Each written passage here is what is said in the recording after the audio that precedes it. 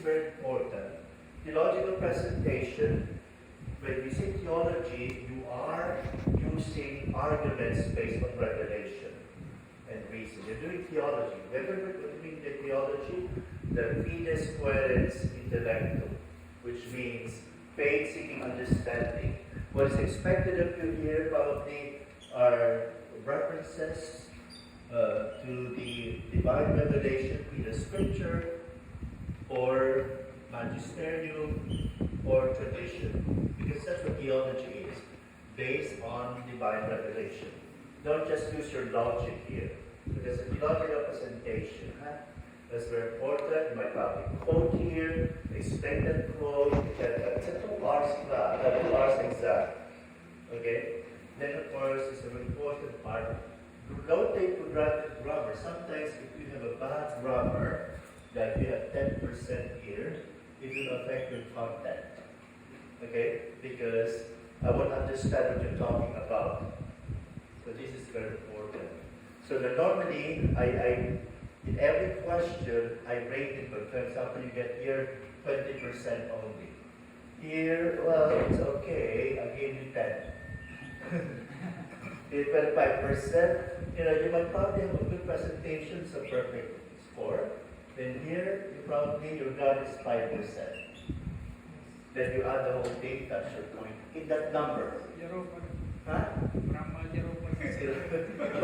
If you're 0 here, you'll be probably problems here. Okay? You should be able to present your content. So I usually total this. This is per question. Okay? This is per question.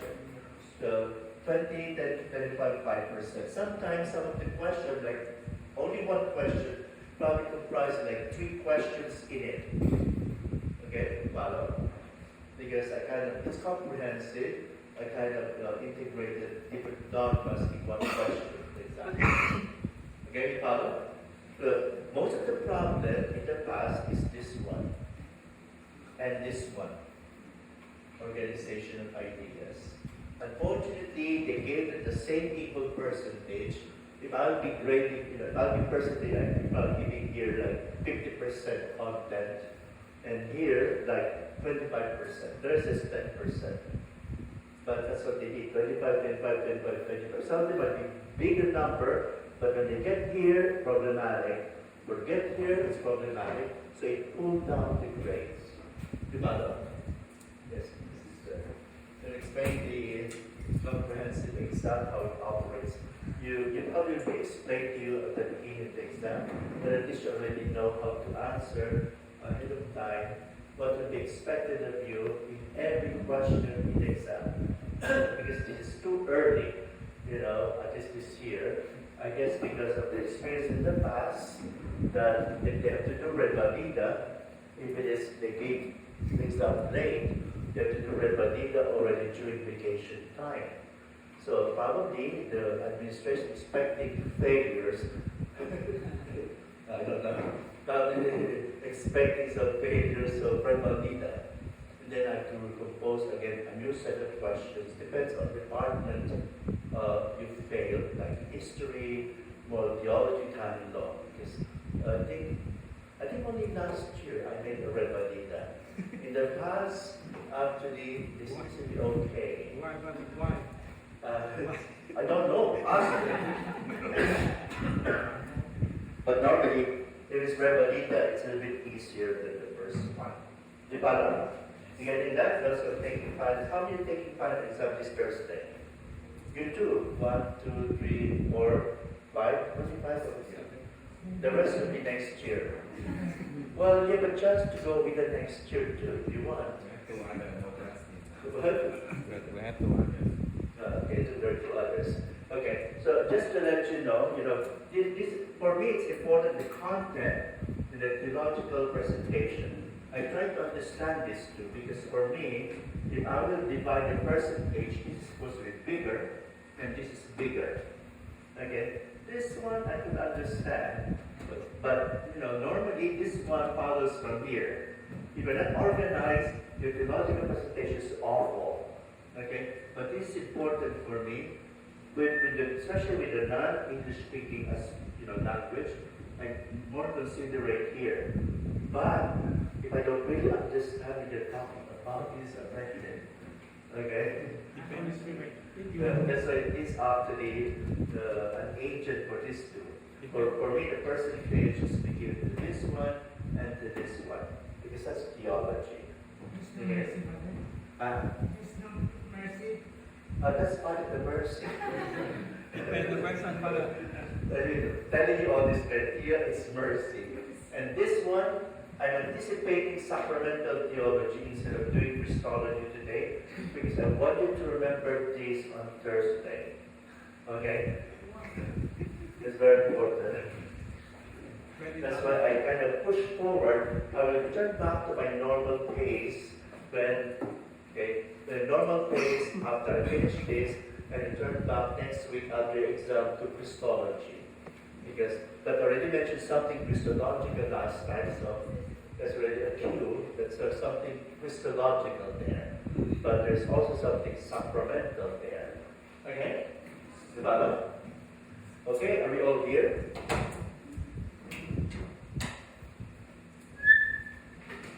The disadvantage of a written exam is this. That's why I never give written exam. Whatever you wrote there is what you get. There's no way to erase it, there's no way to revise it. Unlike an oral exam, I can change the question, make it easier for you to at least a right answer, or explain to the answer. Okay? Here, whatever you wrote there, that is what you get. You follow? Sister, are you taking two? No, you're extended. The Pope can hardly speak. Debate though. It was just trapped in the hospital. Oh, here. It's going on with this. Doesn't feel bad. Okay, let's talk about sacrament. Okay, I'm jumping here to give you a cue because some of you, how many of you have studied sacramental theology in your first year? Only one. Okay. This is really one of the challenging part about, giving exam. Is because sometimes, and that's a problem, I think that's not in my case, but another department in history, patrology, that they fail there because of different professors. Okay? So they don't seem to agree. So that's really unfair. I'll ask you something that you've never encountered before, or probably you did, but you just fall asleep during class. Okay? So, general sacramental theology. I jump around the history of theology of sacraments and combine everything in just one setting here, sacramental theology. As probably you've seen, I skipped Christology, grace, because these are all ecclesiology, and then it went straight here. This is lecture 11. It's supposed to be lecture 7 or 6. Okay, you follow?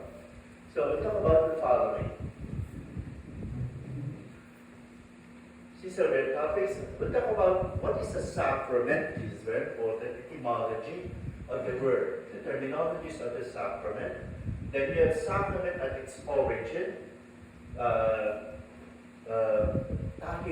Tackling the earliest roots of sacramental thought.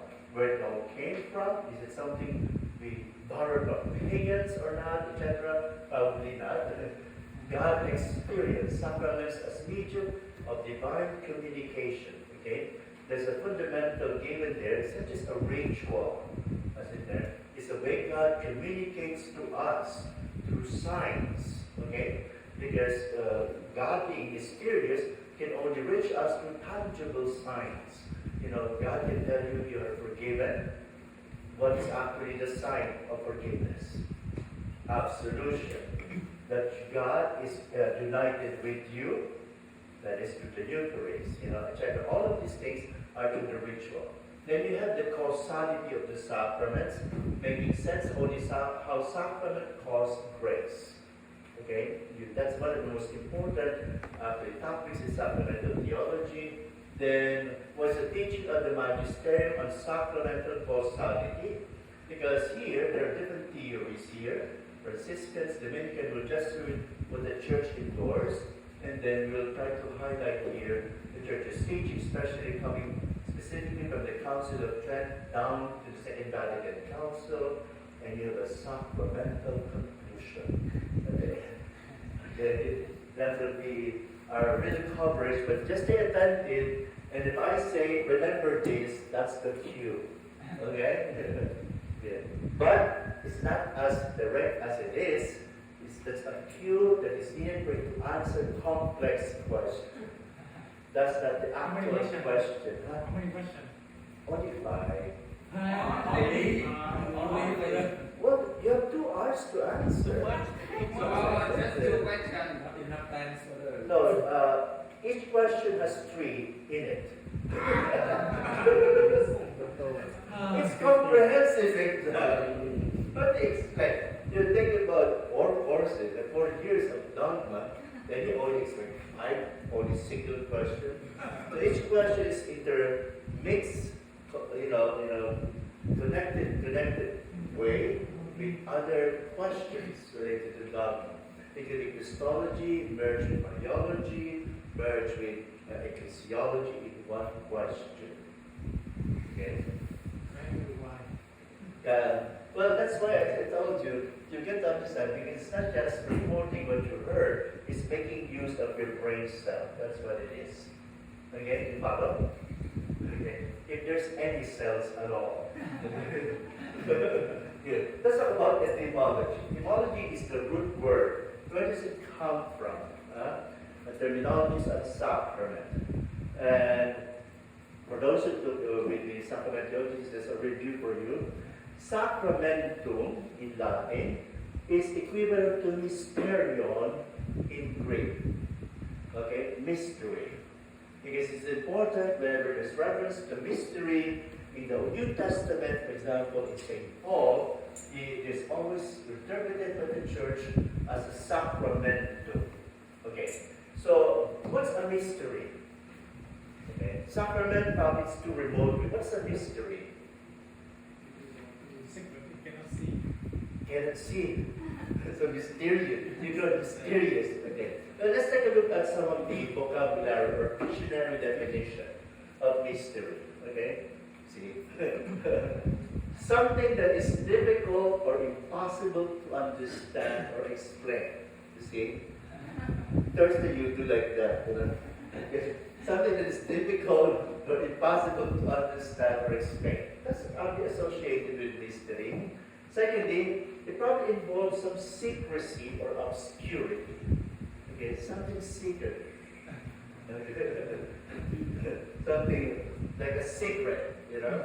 Well, mystery religions are like that, you know.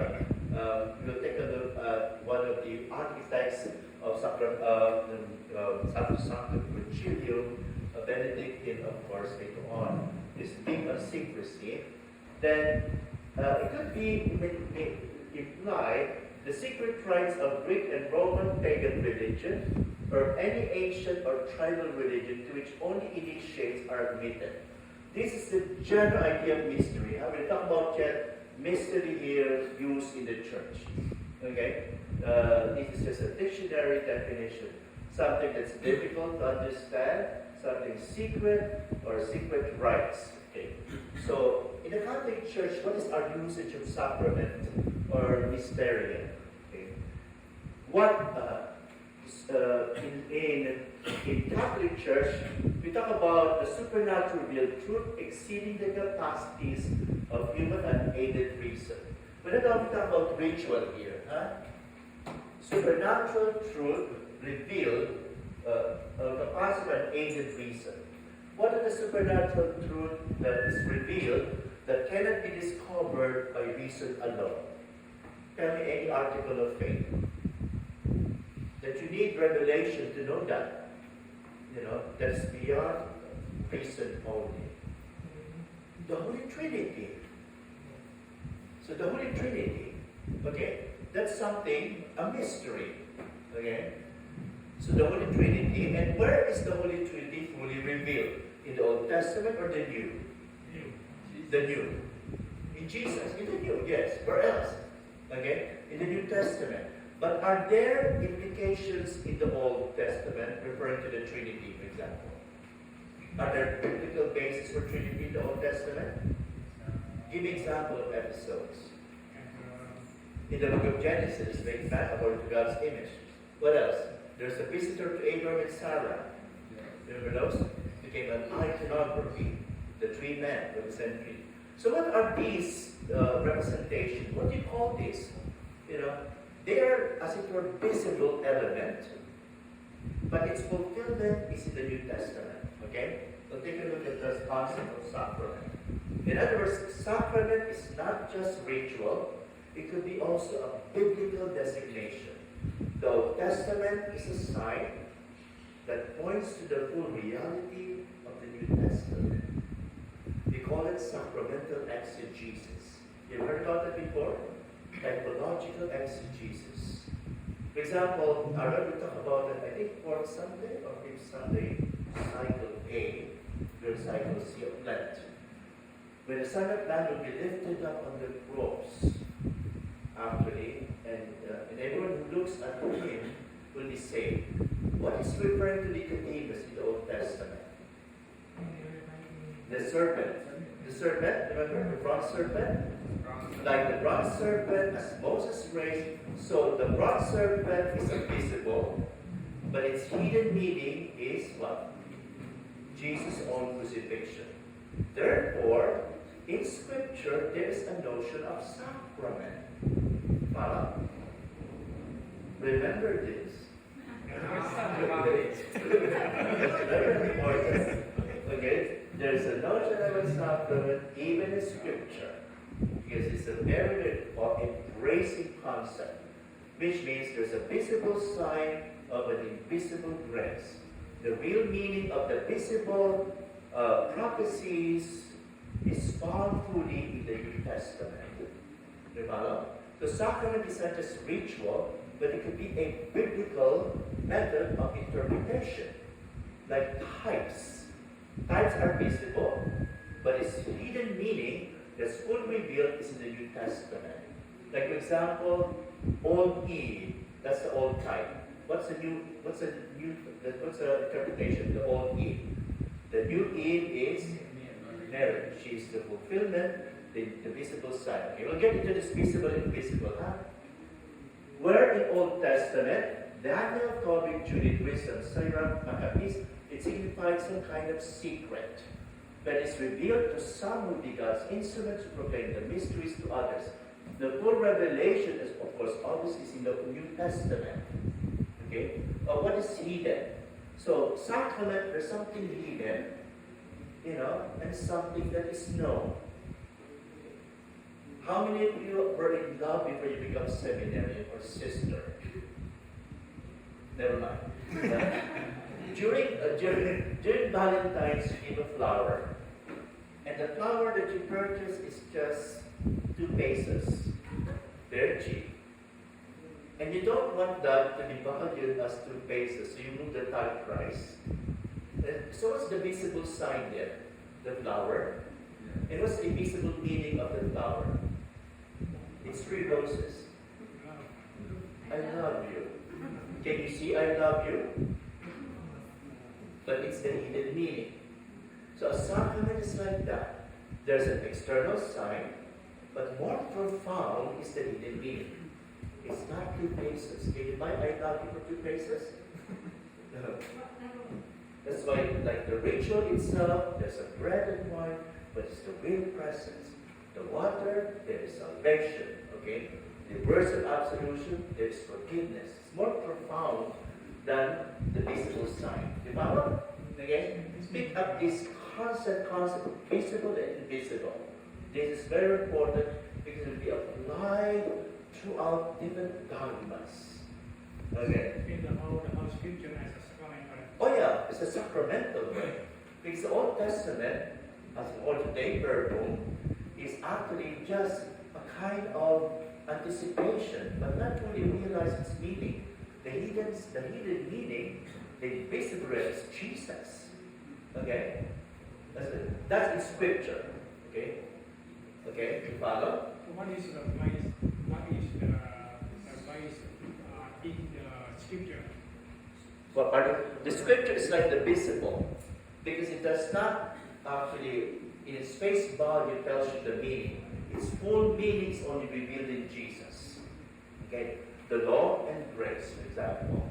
Some of the signs there as fulfillment in the new. It's a sacramental way of interpreting Scripture. That the New Testament is only fulfilled in the new. And the New Testament illuminates the old. That's a sacrament. Okay? You could be able to answer that for half an hour. Okay, now, let's move on. Okay. Hold on. Where in the New Testament the word sacrament occurs? Because to you has been given the secret, mysteria. Okay. To you has been given the secret. It's mentioned to the disciples. The secret of the meaning of the parable, for example. In Corinthians, marturion kruteo, mysterio, to proclaim the mystery of God. Marturion is for martyr, to proclaim as a witness to the mystery of God. There's a reference to Corinthians. There's a mystery of God that you have to proclaim. Okay? Even the very pastoral way, you are proclaiming something. You have the gospel, but when you proclaim it, you make it more obvious. So the act of proclamation is making visible what is not obvious. Preaching is a sacramentum. You follow? Getting that? It is along the lines of Sacrosanctum and Concilium. Okay? Theosophia and Mysterio. Theosophia and Mysterio. We impart the wisdom of God and His hidden mystery.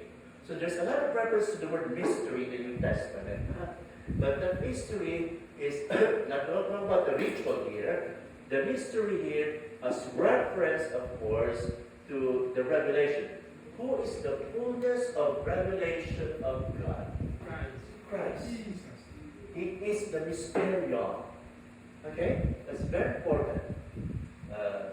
So all of the things of allusions to the Old Testament is revealed in Jesus. Okay? That's very important. Now, also in 1 Corinthians, eduta mysterio. If I understand all mysteries but not yet love, I am nothing. St. Paul remember the litany of love. If I understand all mysteries but not yet love. So the mystery there reference to is a sacramentum. Okay? A sacramentum here. So for now, what's being discussed here is revelation. Okay? Mysterion or sacramentum is not just applied to the ritual, but to the mysterion. Now, of course, there are, in the Old Testament, almost like similar to something like circumcision. What's the meaning of circumcision in the Old Testament? It's not just a physical mutilation. Okay. What is it? What's the meaning why they have to be circumcised? Because it's part of the act of faith of Abraham. Okay? So you believe, that's why you're being circumcised. Why in the world God would choose a sign of faith, circumcision? Why not just cut the ear? And there's a lot of part of the body that can be cut. Why that one? Why is it a sign of faith, circumcision? Pentateuch. Study Pentateuch. Huh? Why God chose that part? What is that part for? For procreation. Remember that faith grants you perpetual life. But in the Old Testament, they don't have concept of eternal life until Jesus was risen from the dead. Okay? So therefore, the concept of eternity or immortality is perpetuation of children, your name. Okay? That's why you are blessed if you have hundreds of children, as many as the stars, and as the sand of the sea. That's a promise to Abraham. You follow? That's why faith, the reward for faith, if you believe, what happens to you? You will have eternal life. Whoever believes in me will have eternal life. In the Old Testament, procreation producing a lot of kids is actually what is parallel to to eternal life. You know? Have you heard about cursing some? You know, when you curse, you can use the Psalms. You know? Give example of some that curses when you have enemy. You know? One of the cursing psalms is this: Lord, do not remember his name forever. Which means, do not give him children. Because his name will be remembered if he has children, one after the other. Which means it's actually a wishing you that you cease to exist. So children actually is actually produced as an act of faith, as a correspond to immortality in the Old Testament. Okay? You follow? We getting that? But we don't need that because they said, whose marriage would that be? They asked Matthew in Matthew's Gospel, the Sadducees. You know, remember, she has 7 husbands and she has no children. What will our Lord's answer? Remember the Levirate marriage? Remember, there's a woman who got married to a man and he died, no children. So it's a curse. So, by way of rule, she has to marry all the other brothers. 7 brothers married and no children. Who has a problem? The woman. Now, whose wife she would be when she gets to heaven? That's her question. They don't believe in eternity or resurrection from the dead. What was the Lord's answer? No marriage in heaven. There's no marriage in heaven. Why? They believe the angel. Because they don't die there anymore. Marriage, to have life and children, to perpetuate, is acting for this earth. There's no marriage because they don't die there anymore. There's no need for marriage. There's no need for circumcision. There's no need for reproduction. You follow?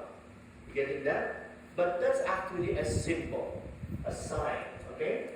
Let me explain again. For this reason is Ephesians the greatest, the one of the most important texts in the New Testament that refers to sacramental is this passage from Ephesians. For this reason, a man shall leave his father and his mother and be joined to his wife, and the two shall become one flesh. This is a great mystery, but I speak in reference to Christ and the church. The word mystery is sacramental. Okay. Are you counting how many times I'm using the word sacrament now? First, I use it for scripture. Okay? The Old Testament is the visible and of the invisible grace. The meaning of the Old is found in the New. The washing is found in salvation. Second, what else in this passage? Why use the word sacrament? I use the word sacrament there in the church. Okay? The church is a sacrament of salvation. Second Vatican Council. In what way the church is a sacrament? Remember, this sign is the visible. This is the invisible. What's the visible sign in the church? It's a sacrament. It's called sacrament. Look at Revelation chapter 1. The hierarchical, the people of God. Okay? The people of God. Oh gosh. You have here the hierarchical structure, the organization, and what's actually invisible reality. They are actually grace people. Okay? That's hidden. They don't see that. There's the visible and invisible. The church is both visible and invisible. Where else do you apply the word sacrament? We're visible and invisible. What mystery in the church? I'm giving you some comprehensive thing going on here. Where else do we apply visible and invisible here? In our dogma. Christology. Humanity and divinity.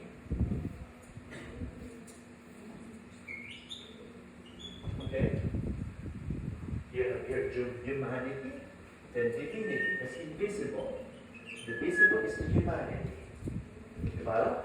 In all of these, we could apply analogously the concept of sacrament.